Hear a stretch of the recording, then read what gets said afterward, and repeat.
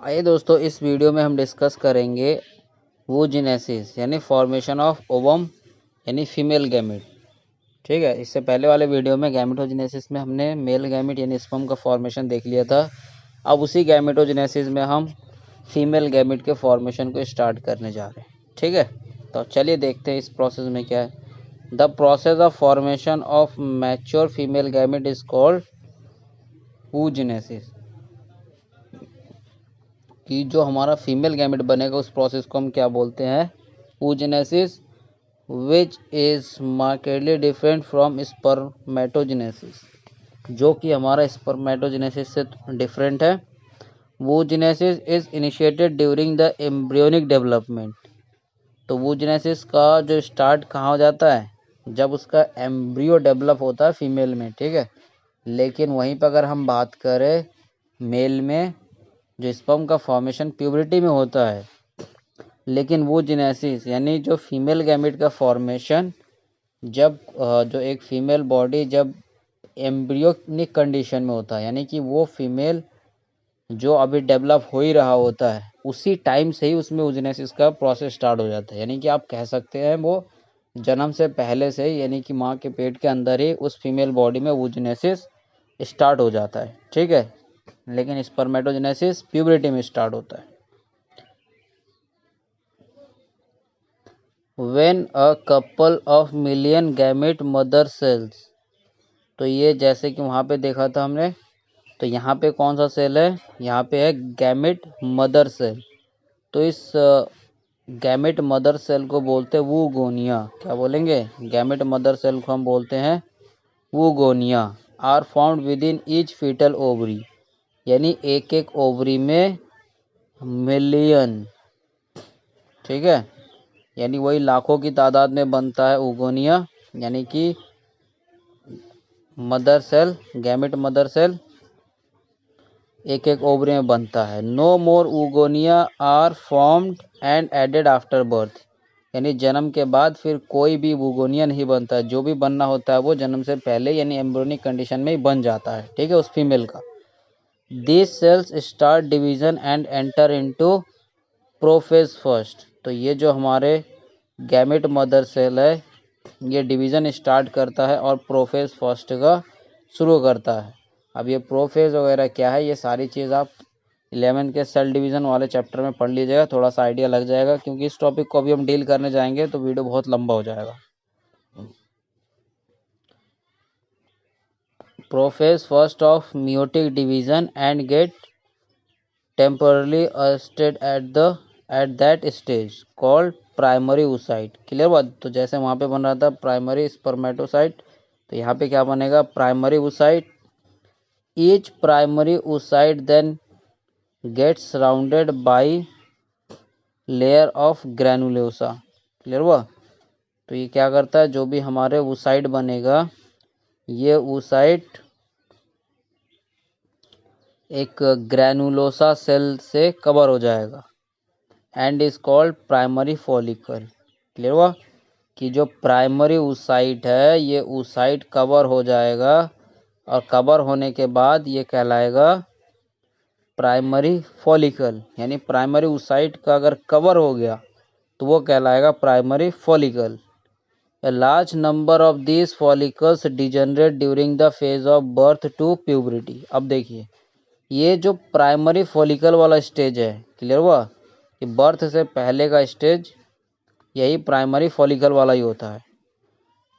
ठीक है ना? यानी कि जब तक कोई फीमेल बॉडी मैच्योरिटी कंडीशन में नहीं पहुंचती है, तब तक ये जो प्राइमरी oocyte है प्राइमरी फॉलिकल में कन्वर्ट होता है और डिजेनरेट हो जाता है। क्लियर हुआ? यानी जब तक वो प्यूबरिटी तक पहुंचती है तब तक बहुत सारे प्राइमरी फॉलिकल डिजेनरेट हो जाता है during the phase from birth to puberty. Clear हुआ? यानी जन्म से लेके प्यूबरिटी तक बहुत सारे प्राइमरी फॉलिकल खराब हो जाते हैं, डिजेनरेट हो जाते हैं। Therefore, at puberty, only 60,000 to 80,000 primary follicles are left in each ovary. यानी कि प्यूबरिटी के बाद एक एक ओवरी में लगभग 60,000 टू 80,000, ठीक है ना, 60,000 to 80,000 प्राइमरी फॉलिकल ओवरी में रहते हैं। ओवरी पता है ना, ओवरी का स्ट्रक्चर बताया था। लेकिन अगर हम वहीं पे बात करें मेल में, तो मेल में कोई एज फिक्स नहीं है। एक बार अगर स्टार्ट हो गया और उसमें कोई स्पर्म भी फिक्स नहीं है कि इतने स्पर्म बनेंगे। आपने देखा था 200 to 300 मिलियन स्पर्म एक एक कोइटस में बनता था। लेकिन यहाँ पे फिक्स है, जो एक बार बन गया सो बन गया। अब उसके बाद जो एक एक ओवरी में कितना रहता है, वो भी प्यूबरिटी के बाद जो प्राइमरी फॉलिकल 60,000 to 80,000 एक एक ओवरी में, एक एक ओवरी, दोनों में नहीं बोल रहा हूँ, एक एक single ovary. The primary follicles get surrounded by more layers, और यही प्राइमरी फॉलिकल में और लेयर चढ़ जाएगा ऑफ ग्रैनुलोसा सेल, यानी यही सेल की और लेयर चढ़ गई। And new theca are and are called secondary follicle. Clear हुआ? जैसे कि सपोज करिए कि हमारे पास यह है प्राइमरी वूसाइट, एक लेयर चढ़ गया तो प्राइमरी फॉलिकल। अभी ये थोड़ा सा और कॉम्प्लेक्स बन गया, तो यही प्राइमरी फॉलिकल अब क्या कहलाएगा? Secondary follicle. क्लियर हुआ? The secondary follicle soon transform into tertiary follicle. अब ये सेकेंडरी फॉलिकल फिर से कन्वर्ट होगा टर्शरी फॉलिकल में, which is characterised by a fluid filled cavity called antrum. तो ये एक कैविटी बन जाएगा, ठीक है ना। यानी सेकेंडरी फॉलिकल जैसे सपोज करिए है, और इसके अंदर एक कैविटी बन गया, ठीक। उस कैविटी के बनने से ही उसको हम क्या बोलेंगे? Tertiary follicle. और इसको हम क्या बोलेंगे? एंट्रम। क्लियर हुआ? तो इसको समझने से पहले आपको थोड़ा सा कुछ गड़बड़ी लग रहा होगा, तो आपको मैं एक बार डायग्राम दिखा देता हूँ, तो थोड़ा सा और क्लियर हो जाएगा। ये देखिए, आप देखिए डायग्राम, ये देखिए, ये रहा आपका प्राइमरी फॉलिकल। ये देख रहे हैं आप, एक लेयर चढ़ गया है। क्लियर हुआ? तो आई थिंक लेयर मैं आपको दिखा पा रहा हूँ। ये जो लेयर चढ़ गया ये प्राइमरी फॉलिकल हो गया। अब उसके बाद आप ध्यान से देखिए, प्राइमरी के बाद उसके बाद सीधे आपके यहाँ पे ये टर्शरी दिखा रखा है। टर्शरी ये बीच में देख रहे हैं आप, ये जो बन गया ये इसी की वजह से ये कहला रहा है टर्शरी फॉलिकल। फिर टर्शरी के बाद बनता है ग्राफियन फॉलिकल। फिर ग्राफियन फॉलिकल के बाद रिलीज होता है ओवम। क्लियर हुआ? तो आई थिंक आपको मैं दिखा पाया हूँ। और ये जो आपका स्टेज दिख रहा है, ये यहाँ पे ये हो गया आपका सेकेंडरी फॉलिकल। प्राइमरी फॉलिकल, फिर यहाँ पे आएगा सेकेंडरी फॉलिकल, फिर टर्शरी, फिर ग्राफियन। तो ग्राफियन फॉलिकल में आ गया, मतलब ये कम्प्लीटली मैच्योर अब हो गया। तो इसके बाद अब रिलीज होता है ओवम। अब ओवम के रिलीज होने के बाद बनता है फिर कॉर्पस ल्यूटियम। क्लियर हुआ? तो चलिए अब हम थ्योरी को देख लेते हैं। आई थिंक आपको मैं दिखा पाया हूँ। और ये जो डायग्राम आपके ओवरी का दिखा रखा है, क्लियर हुआ ना? ये किसका है? ओवरी का। ओवरी याद है ना, हमने बनाया था ओवरी कुछ पीयर शेप का। एक बार आपको फिर से ओवरी दिखा देता हूँ। ये वही ओवरी है जिसको हमने फीमेल रिप्रोडक्टिव सिस्टम में पढ़ा था। ये देखिए, ये ओवरी, इसी ओवरी को वहाँ पे जूम करके अंदर क्या क्या प्रोसीजर चल रहा है वो दिखा रखा है। क्लियर हुआ? तो चलिए हम टॉपिक में आगे बढ़ते हैं।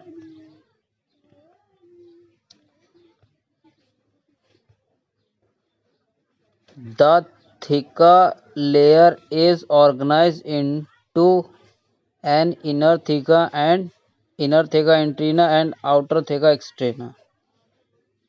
देखिए यहाँ पे लेयर कौन कौन सा होता है। इनर थीका को हम बोलते हैं इंट्रेना, और बाहर वाले थीका को हम बोलते हैं, यानी लेयर को बोलते हैं एक्सट्रेना। अब देखिए, ये जो भी हमारे फॉलिकल बने, तो इस फॉलिकल के अंदर हमारे पास क्या है? याद है ना, प्राइमरी ऊसाइड के बाहर ही तो ये लेयर सारे बन रहे हैं, ठीक है। तो उस लेयर के बेस पे हम उसका नेम अलग अलग कर रहे हैं। तो आगे देखिए, it is important to draw your attention that it is at this stage that the primary oocyte within the tertiary follicle grows in size। Clear हुआ? तो वो जो हमारा फॉलिकल था, प्राइमरी फॉलिकल, उसके अंदर था हमारा प्राइमरी oocyte। अब oocyte क्या कर रहा है? ग्रो हो रहा है। और ग्रो होके वो जो टर्शरी वाला फॉलिकल है, टर्शरी फॉलिकल याद आ रहा है कि जो ग्रो हो रहा है, पहले प्राइमरी फिर सेकेंडरी फिर टर्शरी। तो टर्शरी के अंदर जो हमारे प्राइमरी oocyte है वो भी तो ग्रो हुआ and complete it's first meiotic division, और इस तरीके से ये कंप्लीट करता है अपना first meiotic division. Meiotic division means reduction division. तो फर्स्ट मियोटिक डिवीजन के बाद देखिए इसमें क्या बनता है, unequal division resulting in the formation of large haploid secondary oocyte and tiny first polar body. Clear हुआ? तो अगेन फिर से हमारा ये क्या है, ये गैमेट बना रहा है, मतलब होगा क्या, हेप्लॉइड। तो हेप्लॉइड तो होगा, तो जो प्राइमरी oocyte था, प्राइमरी oocyte ये होता है डिवाइड, और डिवाइड होके एक बनाता है बड़ा और एक बनाता है छोटा सा। तो इस बड़े वाले को बोलते हैं सेकेंडरी oocyte और छोटे वाले को बोलते हैं इसको पोलर बॉडी। क्लियर हुआ? फिर से सुनिए ध्यान से। टर्शरी फॉलिकल के अंदर जो हमारा प्राइमरी oocyte था वो डेवलप हुआ, और डेवलप होके किया मियोटिक डिवीजन, मियोटिक मतलब रिडक्शन, और प्राइमरी oocyte था हमारा 2n यानी क्रोमोसोम नंबर 46। अब ये रिडक्शन डिवीजन होके यहाँ पे बन गया n यानी हेप्लॉइड यानी 23 क्रोमोसोम, एक तो बड़ा बनेगा और एक छोटा बनेगा। इस फिर ये जो बड़ा वाला होगा, बड़े वाले को हम बोलेंगे सेकेंडरी oocyte, और जो छोटा बनेगा उसको बोलेंगे हम पोलर बॉडी। अब इसको देखने के लिए आपको फिगर 3.8 थोड़ा समझना पड़ेगा, तो आइए समझते हैं। तो देखिए जरा ध्यान से, ये रहा आपका वुगोनिया आपका माइटोसिस कर रहा है, यानी माइटोसिस करके पहले नंबर बढ़ा रहा है सेल का। ठीक है, तो इस सेल का नंबर बढ़ा दिया तो इसको हम बोलेंगे प्राइमरी oocyte। अब देखिए ये जो प्राइमरी oocyte है, बर्थ चाइल्डहुड प्यूबरिटी, यानी इस एज तक आपको बताया था ना, जो कई सारे हमारे ख़त्म हो जाते हैं प्राइमरी फॉलिकल, तो यही है, यहाँ इस वाले स्टेज में बहुत सारे ख़त्म हो जाते हैं आपके प्यूबरिटी तक पहुँचने से पहले ही। क्लियर हुआ? तो अब मान लीजिए वो प्यूबरिटी में पहुँच गई, ठीक है, वो फीमेल प्यूबरिटी में पहुँच गई, तो उसके बाद देखिए क्या होगा। तो जब प्यूबरिटी में पहुँच गई तो टर्शरी फॉलिकल के अंदर देखिए क्या बना था, एक बड़ा बना था, तो ये रहा एक बड़ा और ये रहा आपका एक छोटा। हुआ तो रिडक्शन ही है क्योंकि मियोटिक डिवीजन है, तो रिडक्शन हुआ, यानी यहाँ पे कितना था 46, तो देखिए यहाँ पे लिखा हुआ ये 46, अब ये बन गया 23, ये वाला भी 23 और ये वाला भी 23। क्लियर हुआ? ये भी 23, ये भी 23, तो एक बना बड़ा और एक बना छोटा। तो ये बड़े वाले को हम बोलेंगे सेकेंडरी oocyte और छोटे वाले को बोलेंगे फर्स्ट पोलर बॉडी। अगेन जो ये सेकेंडरी oocyte है फिर से आपका डिवाइड होता है, और डिवाइड होके देखिए फिर से एक बड़ा और एक छोटा। तो इस बड़े वाले को हम फाइनली बोलते हैं ओवम और छोटे वाले को बोलते हैं सेकेंड पोलर बॉडी। तो देखिए एक तो पोलर बॉडी यहाँ पे बना और एक पोलर बॉडी यहाँ बना। ये वाला जो पोलर बॉडी था ये है आपके जो प्राइमरी oocyte से बना पहला, तो प्राइमरी वो फर्स्ट पोलर बॉडी है, जो सेकेंडरी oocyte से बना तो हो गया सेकेंड पोलर बॉडी। क्लियर हुआ? तो इसी तरीके से अगर आप ये स्पर्मेटोजेनेसिस वाला प्रोसेस देखना चाहते हैं तो ध्यान से देखिए, इसको भी आपको बता देता हूँ यहीं पे। देखिए सबसे पहले तो था हमारा स्पर्मेटोगोनिया, ठीक है, फिर स्पर्मेटोगोनिया में हो रहा था माइटोसिस, यानी माइटोसिस होके ये अपने सेल को नंबर को पहले बढ़ा लिया, सेल के नंबर को बढ़ा लिया। अब एक बार सेल का नंबर बढ़ गया, ठीक है, तो उसके बाद हम उसको बोलते हैं प्राइमरी स्पर्मेटोसाइट। क्लियर हुआ? यानी स्पर्मेटोगोनिया सेल का नंबर बढ़ा लिया, तो उसके बाद इसको हम बोलेंगे स्पर्मेटोसाइट, और वो भी कौन से को, जो वाला हमारा डिवीज़न के लिए आगे जाएगा। ठीक है, क्लियर हुआ? यानी डिवीज़न के लिए जो ये वाला सेल हमारा आगे जा रहा है इधर वाला, तो ये क्या हो गया प्राइमरी स्पर्मेटोसाइट। अब ये प्राइमरी स्पर्मेटोसाइट में क्या हो रहा है, देखिए ये हो गया आपका रिडक्शन डिवीज़न। तो रिडक्शन डिवीज़न होने के बाद ये बना दिया आपका 23, देखिए 46 से अभी हो गया 23, यानी इसमें भी 23 और इस वाले में भी 23। तो अब ये जो पहला मियोटिक डिवीज़न हुआ, इस डिवीज़न को हम बोलते हैं सेकेंडरी स्पर्मेटोसाइट। क्लियर हुआ? ये था आपका प्राइमरी, अब ये हो गया आपका सेकेंडरी। अब सेकेंडरी में फिर से डिवाइड होगा, यानी जब एक बार 23 हो गया तो और रिडक्शन हो नहीं सकता, तो उसके बाद फिर 23 से 1 से 2, यानी इससे 2 ये रहा और इसका 2 ये रहा। तो अब ये जो 4 बन गए इसको हम बोलते हैं स्पर्माटाइड। अब स्पर्माटाइड में उसके बाद क्या होता है डेवलपमेंट, ठीक है। तो डेवलपमेंट के बाद ये कहलाता है स्पर्मेटोजोआ या फिर स्पर्म। क्लियर हुआ? तो ये था आपका स्पर्म वाला प्रोसीजर और ये आपका है ओवम वाला प्रोसीजर। फिर से एक बार ध्यान से देखिए आराम से। सबसे पहले तो है आपका, तो ध्यान से देखिएगा, ये वाला जो प्रोसीजर है ये है आपका स्पर्मेटोजेनेसिस का, ये है वूजेनेसिस का। ये दोनों जो टेबल है ये बहुत इंपॉर्टेंट है, इसमें से बहुत क्वेश्चन बनते हैं। तो देखिए इसमें कोई भी ऐसा एज बैरियर नहीं है, ठीक है, कि इस एज तक इतने स्पर्म रहेंगे फिर उसके आगे नहीं बन सकता।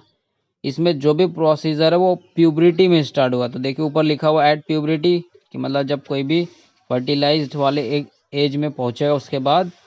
तो प्यूबरिटी में क्या होता है, बनता है स्पर्मेटोगोनिया। अब इस स्पर्मेटोगोनिया को कौन कंट्रोल करता है, हमने हार्मोन देखा था, ठीक है ना, वो हार्मोन के कारण। तो अब देखते हैं इसका प्रोसीजर। तो पहले तो होता है इसका, ये नंबर बढ़ाता है अपना, और नंबर कैसे बढ़ता है, माइटोसिस। माइटोसिस मतलब कोई भी रिडक्शन डिवीजन नहीं होगा, यानी कहने का मतलब ये है ये वाले सेल का भी क्रोमोसोम 46, इसका भी क्रोमोसोम 46। अब इसमें से कुछ सेल जो रिडक्शन डिवीजन करता है, कुछ, सारे नहीं कुछ, तो उसको हम बोलते हैं प्राइमरी स्पर्मेटोसाइट। यानी ये सेल क्या हो गया, प्राइमरी स्पर्मेटोसाइट। अब ये प्राइमरी स्पर्मेटोसाइट करेगा रिडक्शन डिवीजन, यानी इसके पास है 46 क्रोमोसोम, तो ये रिडक्शन डिवीजन करके बनाएगा 23। तो देखिए इसके सीधे में लिखा हुआ 23, तो ये हो गया आपका 23। इसका फिर से डिवीजन होता है जिसको हम बोलते हैं सेकेंड मियोटिक डिवीजन। तो सेकेंड मियोटिक के बाद ये 4 बनाता है, तो इसको हम बोलते हैं स्पर्माटाइड। अब ये स्पर्माटाइड डेवलप होकर बनाएगा स्पर्म, ठीक है। थोड़ा आराम से पेशेंस के साथ समझिए। फिर इसी तरीके से देखिए वुगोनिया वाला जो प्रोसीजर है ये प्यूबरिटी में स्टार्ट नहीं होता है, ये आपके जब एम्ब्रियोनिक कंडीशन, यानी कि एकदम छोटे, यानी कि कोई बेबी है उसका बर्थ भी नहीं होता, उससे पहले ही वुगोनिया का प्रोसेस स्टार्ट हो जाता है, ठीक है। यानी कि उसमें फिक्स वुगोनिया हो जाते हैं कि इतने वुगोनिया उसमें बन गया, यानी फीमेल गैमेट जो बनने के लिए जो प्रोसीजर है वो उनमें स्टार्ट हो गया, ठीक है। लेकिन जब बेबी का बर्थ होता है, बर्थ के बाद प्यूबरिटी तक, यानी प्यूबरिटी से पहले, तो प्यूबरिटी से पहले भी देखिए वुगोनिया हो गया, वुगोनिया से कई सारे फिर से ही अपना नंबर बनाएगा माइटोसिस करके। तो उसके बाद जो भी जाएगा हमारा मियोटिक डिवीजन के लिए उसको हम क्या बोलेंगे, प्राइमरी oocyte। तो प्राइमरी oocyte उसके बाद देखिए रिडक्शन डिवीजन कर रहा है, रिडक्शन डिवीजन करने के बाद जैसे कि यहाँ पे बन रहा था इक्वल, बट यहाँ पे इक्वल नहीं बनेगा, ठीक है। यहाँ पे देखिए अनइक्वल डिवीजन हो रहा है, लेकिन यहाँ पे क्या हो रहा था, डिवीजन इक्वल। क्लियर हुआ? तो अनइक्वल में एक तो बड़ा बनेगा और एक छोटा। Large is called secondary oocyte और छोटे वाले को बोलेंगे हम फर्स्ट पोलर बॉडी। फिर ये जो सेकेंडरी oocyte है इसका फिर से डिवीजन होता है, और डिवीजन होने के बाद फाइनली जो बड़े वाला को बोलते हैं ओवम और छोटे वाले को बोलते हैं सेकेंड पोलर बॉडी। तो ये देखिए यहाँ पे लिखा हुआ है एडल्ट रिप्रोडक्टिव लाइफ, यानी कि यहाँ तक हम एडल्ट हो चुके हैं। और इससे पहले ये देखिए लिखा हुआ फीटल लाइफ। फीटल लाइफ मतलब जो यूट्रस के अंदर जब बेबी होता है उसी टाइम का ये दिखा रखा है फीटल लाइफ। और ये जो यहाँ से यहाँ तक का प्रोसीजर होता है ये वाला प्रोसीजर होता है कि जब बेबी हमारा बर्थ हो के प्यूबरिटी तक पहुँच रहा है। क्लियर हुआ? यानी यहाँ से ऊपर वाला ये फीटल, यानी कि जब बेबी यूट्रस के अंदर उस टाइम पे, और यहाँ से बर्थ से लेके प्यूबरिटी तक, और यहाँ से ये जो नीचे वाला स्टेज है ये एडल्ट, जब एडल्ट हो जाता है तब का। क्लियर हुआ? तो चलिए अब अपने हम थ्योरी को कंटिन्यू करते हैं। तो देखिए आगे क्या लिखा हुआ, सेकेंडरी oocyte, याद है ना, सेकेंडरी oocyte बन गया हमारा। तो वो सेकेंडरी oocyte के पास होता है nutrient rich cytoplasm of primary oocyte, यानी प्राइमरी oocyte से उसको जो साइटोप्लाज्म मिला था न्यूट्रिएंट वाला वो होता है इसके पास। At present we are not very certain about this, the tertiary follicle further changes into mature follicle और ग्राफियन फॉलिकल। क्लियर हुआ? ये जो हमारा टर्शरी फॉलिकल, ध्यान दीजिए दो चीज चल रहा है, एक तो चल रहा है जो लेयर और एक चल रहा है अंदर जो हमारे सेल का डिवीजन हो रहा है। क्लियर हुआ ना? तो लेयर वाला मामला primary follicle, secondary follicle, tertiary follicle, फिर आया ग्राफियन फॉलिकल। अब उस फॉलिकल के अंदर, समझ में आ रहा है ना, फॉलिकल के अंदर जो सेल है, सेल, क्लियर हुआ? देखिए दोनों प्रोसेस को ध्यान में रखिएगा, एक तो हमारा अंदर चल रहा है जैसे कि ये हमारा बाहर लेयर, और एक चल रहा है अंदर प्रोसीजर। तो अंदर वाला प्रोसीजर ये जो हमने वुगोनिया वाला देखा था वो, अब बाहर वाला प्रोसीजर अगर लेयर सिंपल एक लेयर है तो प्राइमरी फॉलिकल, फिर थोड़ा सा कॉम्प्लेक्स हो रहा है सेकेंडरी, फिर टर्शरी में उसके अंदर थोड़ा सा वो अट्रियम वगैरह आ जा रहा था, फिर उसके बाद वो और थोड़ा मैच्योर होता है, उसके बाद वो कहलाता है ग्राफियन फॉलिकल। थोड़ा ध्यान से आराम से पेशेंस के साथ। क्लियर हुआ?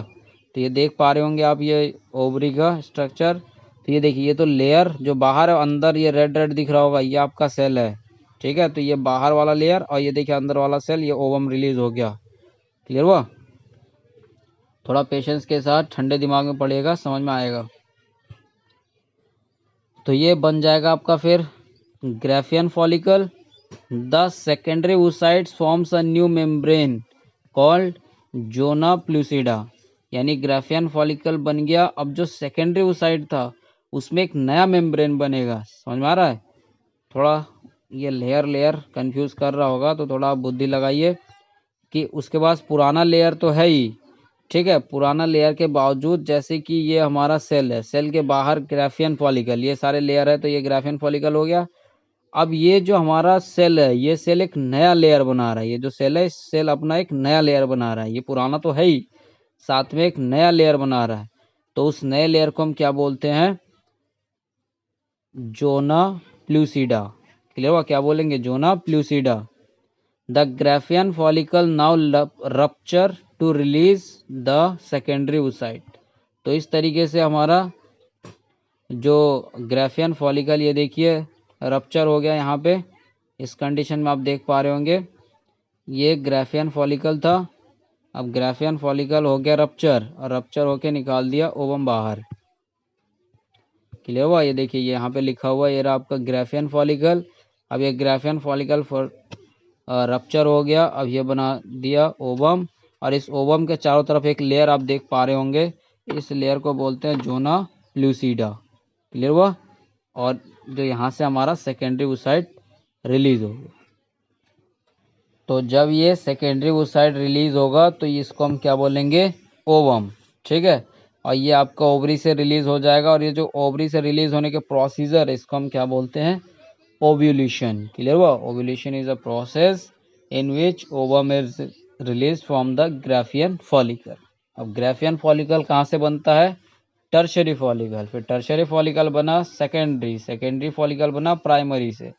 अब प्राइमरी फॉलिकल किसको बोलते हैं? वो जो प्राइमरी oocyte था उसके जो बाहर एक लेयर बन रहा था, उस लेयर को बनने की वजह से उसको बोलते हैं हम प्राइमरी फॉलिकल। ठीक है, तो इस तरीके से आप स्टेप वाइज स्टेप चाहे तो लिख के रख लीजिए, उस तरीके से आप पढ़िए तो थोड़ा और अच्छा होगा चार्ट फॉर्म में। तो आइए आगे बढ़ते हैं। इस तरीके से ओव्यूलेशन हो गया, मतलब गैमिट बन गया। ठीक है, गैमिट बन के वो रिलीज हो गया।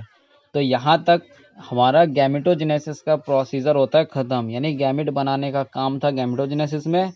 तो हमने गैमिट बना दिया, यानी कि ओवम बना दिया, और इससे पहले वाले वीडियो में स्पर्म बना दिया। और ये चार्ट भी हमने बहुत ही अच्छे से डिस्कस किया है, तो इस चार्ट को आप ध्यान रखिएगा। ठीक है, ये देखिए इसमें कितने फॉर्म है, एक चार्ट तो ये है, एक चार्ट ये है, और ये रहा आपका क्रोमोसोम वाला चार्ट, और ये है फीमेल में जो अलग अलग स्टेज वाला, फेटल, बर्थ, एडल्ट, और फिर ये रहा आपके नाम कि उसको क्या क्या नेमिंग बोलते हैं, उसको क्या क्या नाम देते हैं। ठीक है, तो इतना देखने में लग रहा है, लेकिन इसमें देखिए याद करने के लिए कई चार्ट है, 1 2 फिर 3 4 5 6 चार्ट है इसमें। क्लियर हुआ? तो दोस्तों आज के लिए इतना ही। तो इस तरीके से आपका स्पर्मेटोजेनेसिस कंप्लीट हुआ, फिर मिलेंगे मेंस्ट्रुअल साइकिल में। तो तब तक के लिए आप पढ़ते रहिए, बढ़ते रहिए, और अगर आपको एनसीईआरटी पीडीएफ फॉर्म में चाहिए तो हमें जो भी आपको नंबर दिख रहा है उस नंबर पे आप मैसेज करके बोल सकते हैं अगर आपको पीडीएफ चाहिए। ठीक है दोस्तों, तो चलिए फिर मिलेंगे नए वीडियो में। तब तक के लिए सुरक्षित रहिए, पढ़ते रहिए। जय हिंद।